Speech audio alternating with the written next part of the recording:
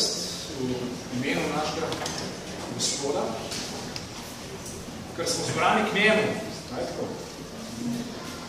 In sva zbrani smo v njegovem duhu, ki ga danes še posebej proslavljamo. In na našem danu je v resnici velik praznik. To je eden od mogoče 3 največjih praznikov v letu, največjih krščanskih praznikov. Če prvi Božič kot začetek Božjega dela, Božjega odrešenja tej zemlji, potem Velika noč kot vrhunec, kjer je Božje odrešenje bilo doseženo, in potem so binkošti, pravzaprav tisti dan in tisti seveda tudi čas v Božji zgodovini odrešenja, ko je ta odrešitev dejansko dopolnjena in ko pride k nam. Ker kaj drugega pa je Sveti Duh kot sam Bog, ki se je zdaj po svoji milosti ne samo nam približil in nas nagovoril, ampak ki se po svojem duhu želi dejansko izliti in naseliti v naših umrljivih telesih, takih, kot so z vsemi problemi, ki jih imamo. To je temeljno sporočilo celote.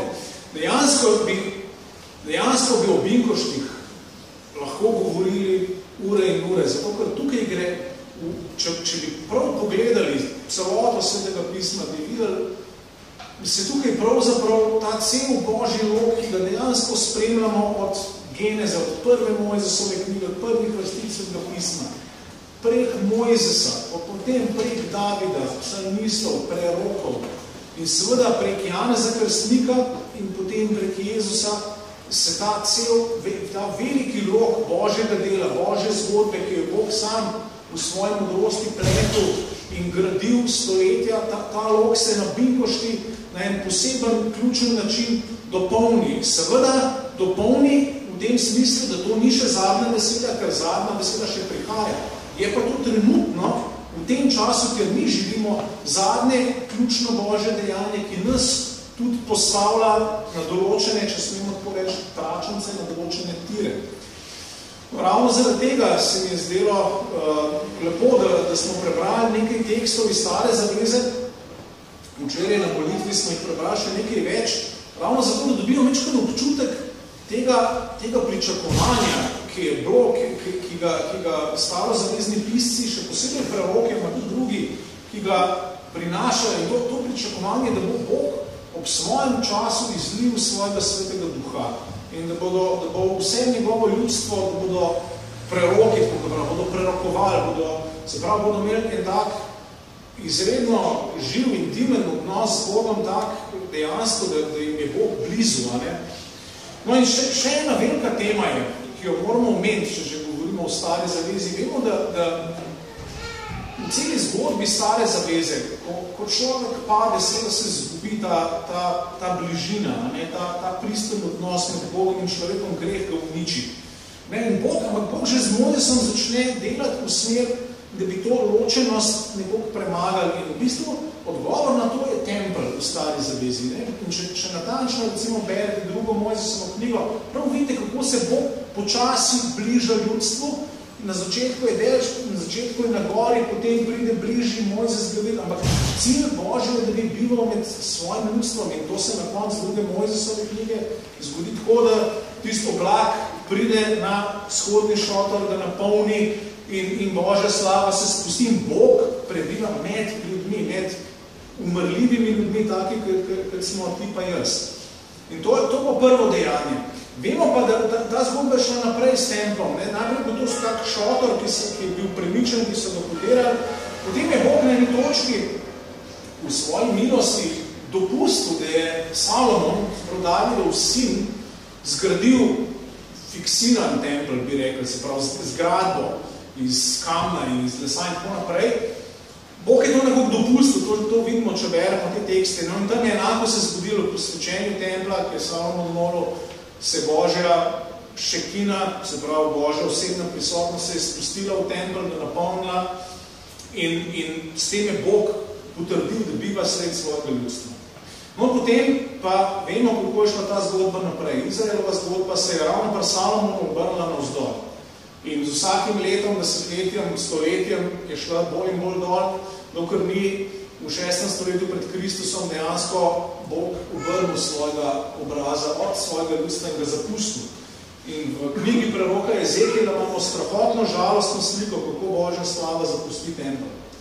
In ko dejansko obratna slika je, Bog zapusti tempelj, Božja slava ga zapusti in Jeruzalem je izročen uničenju. In ljudje so ves ta čas, od takrat naprej, so čakali, da bo Bog znova vzpostavil tempelj. Vemo, da tempelj sam je bil zgrajen. Sam, če berete Ezro pa Nehemijo, tam ni nobenega poročila o kakšnem oblaku, da bi prišel. Tempelj je bil zgrajen, ampak Božja slava pa se ni vrnila tako, kot bi se morala.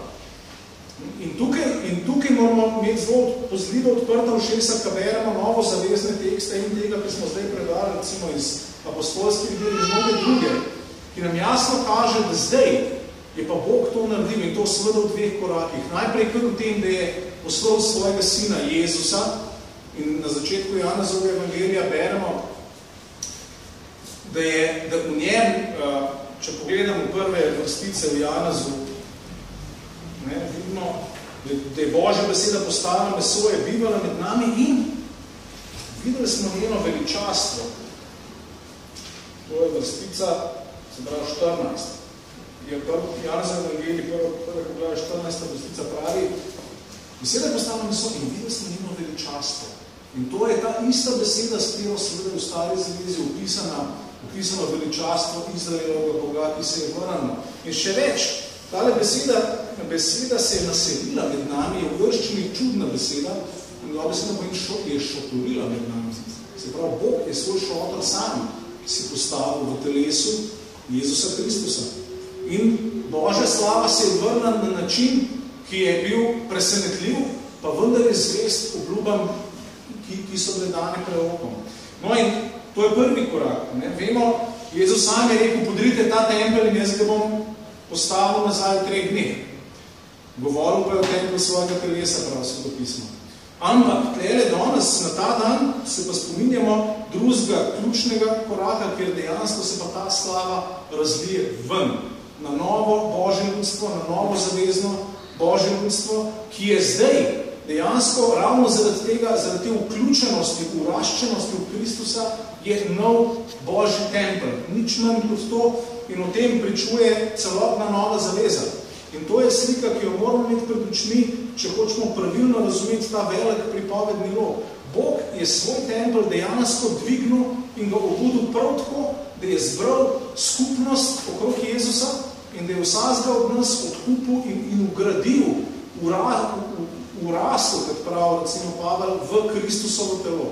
In vsak od nas posamezno je zdaj tempelj Svetega Duha in še posebej smo pa to skupaj, ko se zberemo, ko kličemo Božje ime, smo točno mi Božji tempelj v tem svetu, smo kraj, kjer se Božja slava razodeva.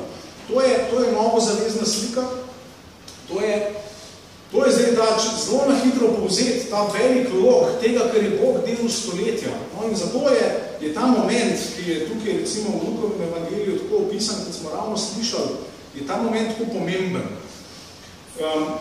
No, bi pa želel, da preberemo še eno besedilo iz Janezovega evangelija, kjer Jezus tudi govori o obljubi Svetega Duha. To pa je v 16. poglavju. Prebral bomo od 5. do 15. vrstice. Tako, dejansko bi bilo najboljš, če bi bil čas, bilo najboljš prebrati vsa tale poglavja od 14 do 17. Ta poglavja so nekakšno srce vsega Svetega pisma, ker tukaj se mi zdi, da če pazljivo beremo, da se Jezus spusti blizu, spusti nas pravzaprav, da vidimo stvari na vznoter, kako je to vse mišljeno. Recimo, tukaj bomo tudi najdeli v tem širšem odlomku, bomo tudi najdeli temo, da se oče in sin želite naseliti, da se želite narediti stanovanje v nas, v naših telesih, se pravi spet tema templja. No, ampak tukaj pa zdaj prisluhnemo, kako Jezus s svojim učencem takrat in danes nam govori. Prav. Drugi del 4. resnic sem začel. Tega vam v začetku nisem povedal, ker sem bil z vami. Zdaj pa odhajam k njemu, ki me je poslal, in noben izmed vas me ne vpraša, kam odhajaš. Temveč vam je žalostno zlomila srce, ker sem jim to povedal. To, da govorim vam resnico. Za vas je bolje, da grem. Kajti, če ne grem, to lažnik ne bo prišel k vam. Če pa odidem, vam ga bom poslal. Ko pride on, bo ovrgal svet glede greha, pravičnosti in sodbe. Glede greha, ker vame ne verujejo, glede pravičnosti, ker odhajam po četu in me ne boste več videli, glede sodbe pa, ker je vladar tega sveta obsojen. Še veliko vam imam povedati, da zdaj ne morete nositi. Ko pa pride on, duh resnice, vas bo uvedel v vso resnice, ker ne bo govoril sam od sebe. Temveč bo povedal, kar bo slišal, in oznanjal vam bo prihodne reči. On bo mene poveličal, ker bo iz mojega imel in mnogo znanja. Vse, kar ima oče, je moje. Zato sem vam rekel, iz mojega jemlje in vam bo oznanjal. To so Jezusove besede, kot vemo, bi rekel, ene od njegovih zadnjih besed učencev. In tukaj v tem odlomku začne govoriti o tem tolažniku. In začne, v bistvu, če prisluhnemo dobro, so to dejansko besede, kjer Jezus svojo veliko ljubezen pokaže do nas. In v bistvu to laž svojo učencev, ampak sicer res zdaj grem. Izjav pa to neverjetno stvar, ne? Tukaj prav, za vas je bolje, da grem. Kajti, če ne grem, to lažnik ne bo prišel ven. To je, ne bo prišel ven. To je beseda, po mojem, ki je ena od težjih v novi zavezi. In jaz tukaj čist prav, resnico pravim, ne? Prav, čist zares je za vas boljš, da jaz nisem več fizično tle z vami. Se lahko tle malo stavimo v tem, pa se zamislimo v tej besedi. Kako je Jezus sploh mislil kaj tako? A ni to vse, bi rekel, malo pomoč? Kako? Boljš, da imamo samo kaj duha, da imamo Jezusa živnega v telesu tukaj med nami. Kaj bi to lahko bilo? In tukaj seveda nas Jezus izziva, da začnemo misliti drugačno. Tukaj vidimo, koliko je Jezus drugače gleda od nas. Spomnim se, lansko leto je David imel pridigo na to temo, in se mi zdi, je ponudil en zelo dober odgovor, ki lahko moram vsaj delno pojasniti, kaj bi ta bolje lahko bil. Ne? Lepo je pojasniti tole, ne, da seveda iz Božje perspektive ne, je ljudstvo mnogih ljudi polnih svetega duha, seveda lahko naredi veliko več kot samo en utelešen Božji sin v telesu. Ker smo mi mnogi, pač v mnogih telesih in seveda, če se pustimo res odpred Božjemu duhu, tako kot je Božji načrt, seveda potem tako ljudstvo lahko naredi več, veliko več. Ne? In v tem smislu tudi verjetno gre brati tiste stvari, ki Jezus prav še večje stvari boste delali, kot bi mes početi.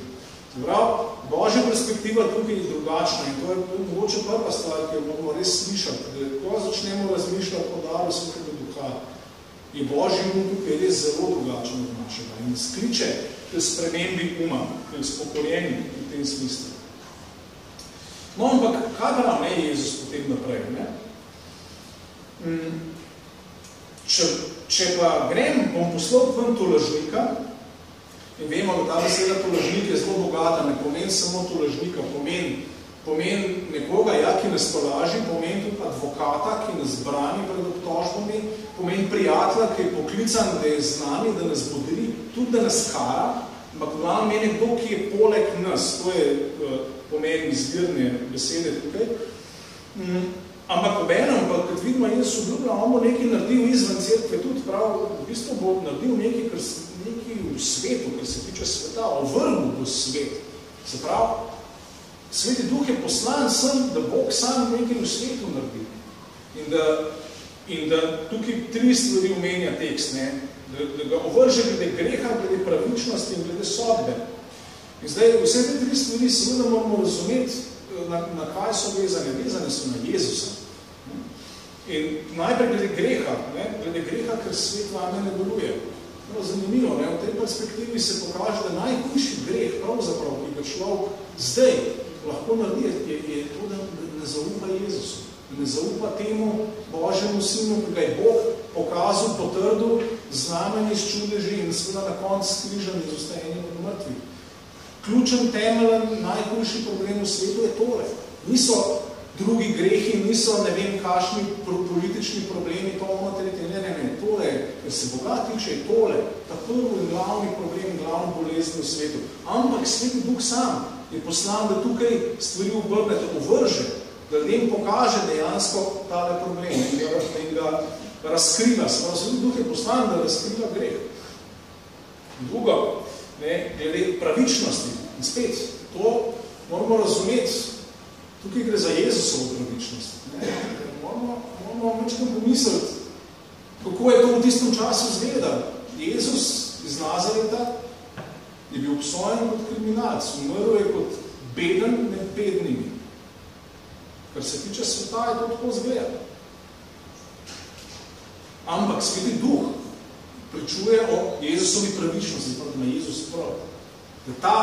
Da ta človek je dejansko, da ima prav in da je Božji sin in da prinaša Božjo pravičnost. Se pravi, to je druga stvar, ki je spet povezana in vezana na Jezusa.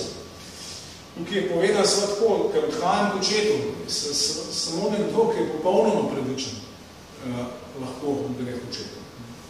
Ni nobenega, se Jezus sam pove, noben ne more sam se dvigniti k očetu. To je nekaj, kar edino Božjemu sinu pripada. No in potem glede sodbe, ker je vladar tega sveta obsojen. To je zelo močna beseda. V perspektivi Nove zaveze, pa še posebej Janezovega evangelija, je dejansko sodba nad svetom v nekem smislu se je že zgodila. In to na križu, na Jezusovem križu, je Božja sodba že šla do konca in stekla. Svet in greh in vladar tega sveta so že kompletno obsojeni. In se pravi, Božja sodba je tam se že iztekla. Zdaj pa Sveti Duh je pa ta, ki to jasno zgled te sodbe prinaša nam in vsemu svetu. Vsi vemo, recimo iz Pavlovih pisem, vemo, da je na križu obsojeno vsako meso. Noben človek se ne more samo pravičiti. V križu se razodeva, da smo vsi bedni grešniki, nič drugega. In da smo odrešeni čist samo po milosti enega in edinega živega Boga. To je, in tam se razkrije človeški greh, zato ker je človeška beda, človeška smrtnost se do konca razodanje in obsodi. In mi sami tudi vemo, kako pa sploh, kaj to zdaj za nas pomeni, smo vsi obsojeni. Ja, pristop k evangeliju ima zmeri dva koraka. Prvo je, da se spokorimo, da priznamo svoje grehe. In ko jih priznamo, kaj priznamo? Da priznamo, da je Božja sodba pravična. Ima Bog prav, ki sodi greh, ki je obsodil nas, tam na unem križu bi mi morali. To je prvi korak. Drugi korak pa vemo. Bog pa tazga, ki to sprejme, ki to prizna. Bog prav, ne, ta je pa zdaj pravičen. Ta je pa zdaj popolnoma upravičen po čistem daru, po mojem milosti in ljubezni. Sveti Duh je tisti, ki vse to dela. Tukaj moramo videti, kako močno je Sveti Duh povezan s tem Božjim delovanjem odrešenja v Jezusu.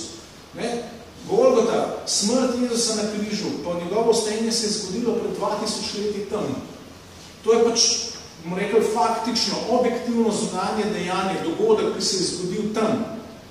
Ampak Sveti Duh je pa tista živa vest, ki pa to stvar naredi realno tukaj, v meni in v tebi, in predvsem seveda, ki zbira skupnost okrog tega enega dogodka. To je prva in glavna stvar Svetega Duha, da to veliko in močno odrešenje, ki ga gledam v Kristusu, naredi nam prezentno in nas dejansko napolni s tem, kar je Jezus. Zato je Jezus sam prav tukaj, Sveti Duh ne bo jemal od svojega, od mojega bo jemal. To je tudi ena pomembna stvar, se mi zdi, ki jo moramo reči, ker danes je tako, da dostkrat, ko razmišljamo o Svetem Duhu, ne vemo točno, kaj bi si mislili o njem. Ali je tako, da o njem sploh ne razmišljamo, ali pa dostkrat pa najdemo tudi v krščanskih krogih razne, hecne predstave z njim. Ampak malo zavezno pričevanje pa kaže zelo jasno v eno smer. Sveti Duh je ta, ki nas dejansko prinaša v realnost Jezusovega križa in Jezusovega vstajenja, oboje. Oboje Sveti Duh naredi, da je dejansko v nas tukaj, danes, junija 2017 v Ljubljani. To je moč Svetega Duha, da ta križ postane aktualna, dejanska stvar, dejanski dogodek, dejansko dogajanje v meni. To je tista Božja moč, s katero je Bog to delo od rešenja, ki je dokončano v Kristusu, kako ga izvrši in dopolni v nas v Kristusovem telesu, v cerkvi. No in seveda on poveličuje Jezusa. Sveti Duh spet ni poslan za to ali ono ali tretje, ampak je poslan ravno zato, da se Jezus povzdigne. Tukaj vidimo pravzaprav to Božjo ljubezen, ki pa je hkrati tudi Božja ponižnost, bi lahko rekel. Jezus sam kot Božji sin pride, ampak biva tako, da se sprazni sam na sebi. Biva kot sužen, Božji služabnik med nami in dela vse na slavo očetu. In podobno Sveti Duh pride, ampak ne obrača pozornosti nase, obrača našo pozornost na Jezusa. No in zato se mi zdi zanimivo tale vrstica, ki smo jo prej brali v Galačanih, tale odlomek, ki je zelo zanimivo, kako Pavel tam argumentira. Prav, dragi moji Galačani, vam je bil pred očmi narisan križan Kristus. In od tukaj ven ste prejeli Svetega Duha. Prosim vas, ne se odmaknite od tega, ker to je student, odkodar ven preteka Božji Sveti Duh, ki dela čudeže med vami, ki močno deluje. Pavel zelo jasno pokaže, kje mora biti naš fokus. To pa še ena od stvari, ki se mi zdi, da je prav, da jo malo pogledamo danes. Prav zato, ker se mi zdi, da če pogledamo celoto nove zaveze, cela ta slika nas malo šokira. Namreč, kaj bi rekel, intenzivnost, kako je prva cerkev izkušala Svetega Duha in sama kvaliteta tega, če beremo ali evangelija, pa Pavlove tekste, recimo, ki govorijo o delovanju Svetega Duha v teh skupnostih, oboje, in intenzivnost in kvaliteta je nekaj izjemnega. Zdaj, seveda, nam je Sveti Duh poznan, vse poznamo, tako kot je Katka prej rekla, ja, slišimo, ko nam Sveti Duh še prata, slišimo njegovo vodstvo, mislim, ni nam tuj. Pa vendar, ko beremo, ko primerjam, jaz to z novo zavezo, vidim ume. Tlele pa vsem vidim eno globino, ki je čist povsem nekaj drugega. Kako vstopati v tako globino? Kako sploh prav pristopati k temu? Kako iskati to polnost Duha danes? To je izziv, ki je moj in verjamem, ki je izziv vseh nas danes, ki smo Jezusovi učenci. Se pravi, mislim, da tukaj seveda na tako vprašanje ni preprosti odgovor, ni 1, 2, 3. Tle gre pravzaprav za vprašanje, kako živeti, kako hoditi v celoti našega življenja tako, da bomo odprti za to, da nas to Božje bogatstvo, da dejansko da ga lahko sprejmemo. Ker slika je tale, pravzaprav Bog se je v svoji radodarnosti odprl in nam dejansko želi dati vse bogatstvo nebes. Ker v njem, recimo, kot smo brali prej, Božji Duh same Božje globine preiskuje in nam želi to spoznanje dati. Bog nas želi obdariti z globino samega sebe. Seveda težava je pa pri nas, mi sami imamo tle probleme.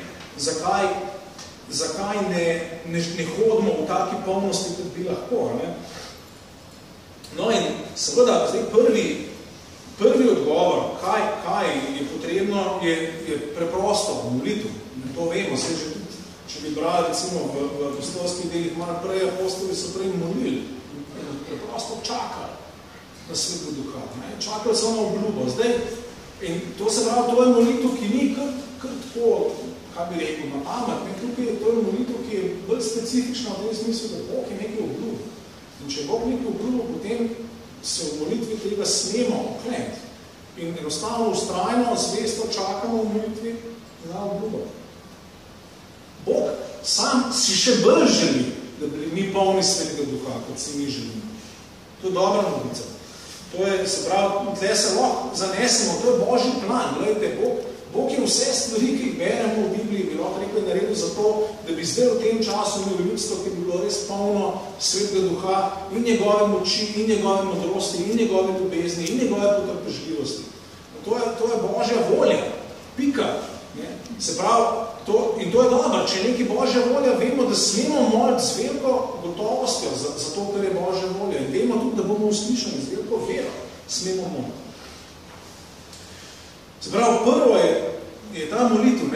In tudi sam, recimo, v Lukovem evangeliju, 11. poglavje, Jezus sam govori o tem, ker tam govori o molitvi, na koncu reče, koliko bolj bo nebeški oče dal Svetega Duha njim, prosijo. In tudi, mislim, kristijani so molili za Svetega Duha že v začetku. V nekaterih novozaveznih rokopisih najdemo v Oče našo v Lukovem evangeliju. Druga prošnja ni pridi k nam tvoje kraljestvo, ampak je pridi k nam tvoj Sveti Duh in nas očisti. Nekateri so to razumeli, lahko da je bila to ena oblika, ki se je včasih uporabljala v nekaterih priložnostih. Se pravi, ja, prositi za to. Ampak drugo, kar pa moramo narediti, je pa tudi to, da se moramo res znebiti mogoče določenih napačnih predstav. Pa predvsem, da se moramo znebiti tega, da poskušamo udomačiti Svetega Duha. Ker seveda zdaj v naši družbi, ko slišimo eno tako Božjo obljubo veliko, da nam Bog želi dati svojo lastno moč, ljubezen, sposobnost, ki dela nadnaravne stvari, jasno, tle obstaja ta nevarnost, da taka obljuba pade na neposvečena ušesa. Potem mi povzamemo iz tega, Sveti Duh je tukaj zato, da mi omogoči doseči to, kar si želim. In seveda zdaj, mi, ki smo pobožni, to ponovati pomeni tako, Sveti Duh je ta, ki bo moje pobožne želje in pobožne projekte blagoslovil. Ampak tukaj mislim, da moramo obrniti optiko in moramo dejansko pustiti Božjemu Svetemu Duhu, da je Bog. No in tukaj bi upozoril na par novozaveznih mest, ki jih ponavadi s Svetim Duhom ne povezujemo tako zelo, so pa pomembne.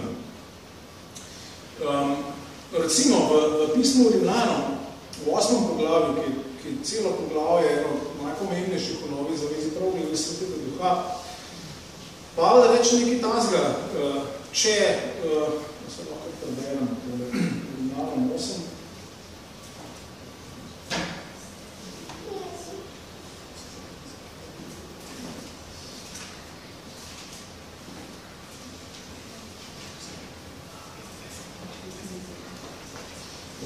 Rimljanom 8.13. Če namreč živite po mesu, boste umrli, to govori hristijanom. Če pa z duhom morite dela telesa, boste živeli. Kajti vsi, ki se dajo voditi Božjemu duhu, so Božji sinovi. To se lahko sliši zelo ostra beseda. Tukaj prav, da delo Svetega Duha, da mori. To mislim, da prinaša smrt v naše, našemu staremu človeku, tistemu staremu, ki je bil križan s Kristusom.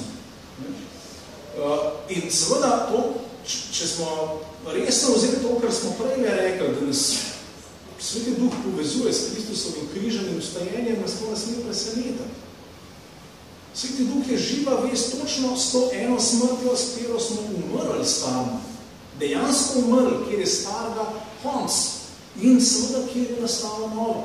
In Pavel točno tako vidi Svetega Duha in tako spodbuja kristijane v Rimu, da ne se tako dajo vodati Svetemu, da pustijo, da Sveti Duh v nas dejansko ustvarja smrt staremu, smrt grešnemu.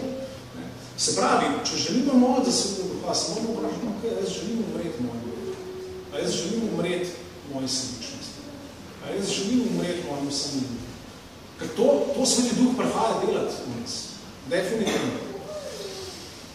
No in tako, kot smo brali že prej, v Janezu seveda Sveti Duh sam je tisti, ki sploh daje spokojenje. Dejansko se noben človek v resnici ne more spokoriti, se zavedati greha in se odvrniti brez pomoči Svetega Duha. In to je druga stvar. Ko molimo za Svetega Duha, bodimo odprti, da nam Bog pokazal na stvari v našem življenju, ki mi se vrti. To je njegovo, on je poslan za to, da pričuje o grehu. In obenem seveda lahko tudi jemljamo kot obljubo, ko se soočamo s svojim grehom, nismo sami. Imamo enega silnega pomočnika, tolažnika, ki je poklican zraven nas, da on opravi z našim grehom. Ker dejansko je res, da stara narava je takšna, da jo mi sami ne moramo odpniti. Mi lahko želimo, mi lahko se trudimo, da te moči ni v nas. Glejte, Božji duh je moč Boga, da živimo tako, kot Bog hoče. In ta moč seveda vključuje, da je staro križano, da je prbito na križu. No in nadalje, če bi prebrali, recimo v Rimljanom 14, Pavel pravi, da je Božje kraljestvo, pravičnost, mir in veselje v Svetem Duhu. Kaj Pavel naredite? Izenač Božje kraljestvo, ali pa saj zelo, približal, saj zelo močno Božje kraljestvo in Svetega Duha. Se pravi, Svetim Duhom Bog zakraljuje v nas. Se pravi, Sveti Duh je tista živa moč, s katero je Božje kraljestvo že tukaj. Tukaj vidno v bistvu Božji načrt spet, ki je bil Judom tako težko razumljiv. In je tudi nam dosti težko razumljiv, ampak ga moramo razumeti. Bog je v svoje kraljestvo pripeljal tako, da je zdaj trenutno, v prvi fazi Bog želi vladati res v svojem ljudstvu, v srcih svojega ljudstva, želi sebe naseliti in želi tako svojo oblast in nas utrditi. Se pravi, pomolimo za Svetega Duha, a smo pripravljeni se podvršiti tej dobri Božji oblasti, a smo pripravljeni se stopiti dol iz vseh naših prestolov, iz vseh naših razmislekov in vzvišenosti. A smo pripravljeni se podrediti temu. Še naprej. Pavel pravi v drugem pismu Korinčanom, da je Sveti Duh povezan s svobodo, tako ker je Božji duh je svoboda. Sveti Duh je sam prava, resnična svoboda Boga. In ko se nam on bliža, seveda mi vstopamo nekam, kamor mi nimamo, kaj ne rečemo, kontrole, nimamo. Tukaj je dejansko, če ga želimo prav spoštovati, moramo dejansko dati svobodo Bogu, da je svoboden. Torej moramo pristopiti k njemu dejansko s tem, kar je on. Da dela, kar on hoče, ne kar hočemo mi. Se pravi, moramo se znati odpreti dejansko, da duh veje tam, kjer on hoče. Tukaj vstopamo v Božjo skrivnost. Ne smemo reducirati Svetega Duha, to je tisto. Ne smemo ga zmanjšvati na raven nekih naših predstav. Tukaj vstopamo v skrivnost živega Boga, ki se nam bliža in ki se naseljuje, ki se želi naseljati v naših srcih. No in naprej, Pavel pravi, da je Sveti Duh, da Svetim Duhom omenja postavo duha življenja. In to tukaj se malo navezuje na to, kar je Katka prej upozorila. Ljudje so na binkoški dan praznovali dar postave. In zdaj v novi zavezi pa Bog na ta dan da Sveti Duha. Se pravi, to je dejansko nov način bivanja z Bogom. Temeljno naše domovanje, temeljno okolje, v katerem funkcioniramo, je zdaj Sveti Duh. Ni postava, niso določene zapovedi, ampak je to novo stvarjenje, novo stvarstvo, ki ga je štartil Kristus s svojim ostajenjem od mrtvih. Mi se na to samo priklopimo, tako da rečem, se pridružujemo kot sadike na vinsko trto. No in seveda kot tak, kot ta nova postava, ima tudi svoj sad. Pavel v pismu Galačanom, kjer veliko govori o Svetem Duhu, vemo, da na konc 5. poglavja spregovori o sadu duha. Se pravi, namen, zakaj je Bog poslal svojega duha, je zato, da mi ratamo sadomostni, da mi obrodimo mnogo sadomostni. Vse enako Jezus govoril tle v 15. poglavju Janeza, ali pa enako preroki govorijo, če pomislimo, te slike reke, ki preteče v puščavo, in pa nekaj puščava v zeleni, začne vse rasti, začne vse dišati, cveteti in dajati dober, sladek sad. To je ista slika, ne, Sveti Duh, ki pride, da dejansko, da prekipevamo od dobrega, od vseh možnih dobrih sadov, od vseh možnih dobrih del in delovanj, od ljubezni, od veselja, od miru, od potrpežljivosti, od dobrote, od radodarnosti, od zvestobe, od nenasilja, od samoobvladanja. To je zdaj teh 9 stvari, ki jih Pavel tam omeni, pa so še druge seveda. Ampak torej, ne, ko moramo za Svetega Duha, dajmo se položiti pred Boga kot tisti, ki želijo obroditi sad. Ker spet, ta sad od Boga, mi sami ne moramo, mi sami si lahko rečemo, ja, moram biti ljubeč, moram biti miren, moram biti vesel. Ampak v mojem mesu tega ni. Je pa ta moč v Svetem Duhu. Je, absolutno je. In Bog želi, da se močno ugnezdimo tukaj v njegovem duhu, da smo tisti, ki se sami usmerimo tako, da želimo dejansko, da želimo obroditi sad. To pa seveda tukaj pa gremo proti duhu tega časa, ker gojenje sadu pa ni instantna stvar. To pa je nekaj, ki zahteva tek na dolgo progo in želi zahteva predanost na dolgo progo, zahteva ustrajnost, zvestobo. In to je, ampak to smo poklicani kot Kristusov telo. Dejansko kot ljudje, ki se spustimo na to dolgotrajno pot, da bo Bog v nas zgradil in dozorel dobre sadove, seveda na slavo Bogu in v korist ljudem okrog nas. To je Božji načrt, se vemo, kaj je Jezus rekel. Ne, ljudje vidijo vaša dobra dela in bodo sledili očeta, ki je v nebesi. To je Jezusov program, temeljno. No in tudi to seveda, ne, če želimo sprejeti Svetega Duha, če želimo vstopati v življenje Božjega Duha, ja, tukaj vstopamo v življenje Božjega Sina, ki ima isto obliko, vstopamo v Jezusov jaren. Zato je nujno, da vemo, kako je Jezus živo. Vemo. Živo je tako, da je imel pred sabo križ in obenem je bil poln Svetega Duha in obenem je v njem že počelo vstajenje od mrtvih. In enako, recimo, če natančno berete, recimo Pavlova pismo, vidite, da Pavel je to stvar 100% natančno razumel. Je rekel, v mojem umrljivem telesu deluje Kristusova smrt, zato, da se v mojem umrljivem mesu tudi njegovo vstajenje razodeva. Pavel je po mojem najboljši zgled tega, kako dejansko ta moč, živa moč, nove stvarstva prodira tukaj v ta svet, tak kateri.